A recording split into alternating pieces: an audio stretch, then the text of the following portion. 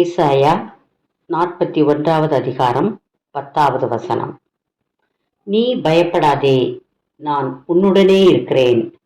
திகையாதே, நான் உன் தேவன்.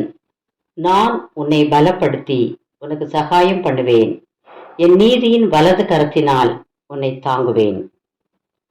இயேசுவை விசுவாசித்து அவர் வழி நடப்போர் இந்த போராட்டமான உலகில் எதற்கும் பயப்படாமல் வாழ முடியும்.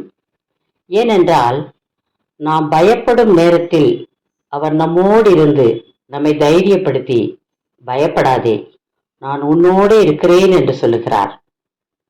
இயேசுவை நம்புகிறவர்களோடு அவர் இருக்கிறதை நாம் தெரிந்து கொள்ளலாம். அவரை நம்புகிறவர்களை அவர் பலப்படுத்தி அவர்கள் செம்மையாய் வாழ வழிகாட்டுகிறார். யோவான் 14வது அதிகாரம் 6வது வசனம். நானே வழியும் சத்தியமும் ஜீவனுமாயிருக்கிறேன் என்றார். அவர் காட்டும் வழி சத்தியமான பாதை, ஜீவனுக்கு ஏதுவானது. அவரால் நன்மையானதை கண்டடைய முடியும். நம்முடைய குறைவை எல்லாம் அவர் நிறைவாக்குவார். பிலிப்பியர் 4வது அதிகாரம் 19வது வசனம். என் தேவன் தம்முடைய ஐஸ்வரியத்தின்படி உங்கள் குறைவையெல்லாம் கிறிஸ்து இயேசுவுக்குள் மகிமையிலே நிறைவாக்குவார். பயப்படாதே, நல்ல போராட்டத்தை போராடி ஓட்டத்தை முடிக்க உதவி செய்வார்.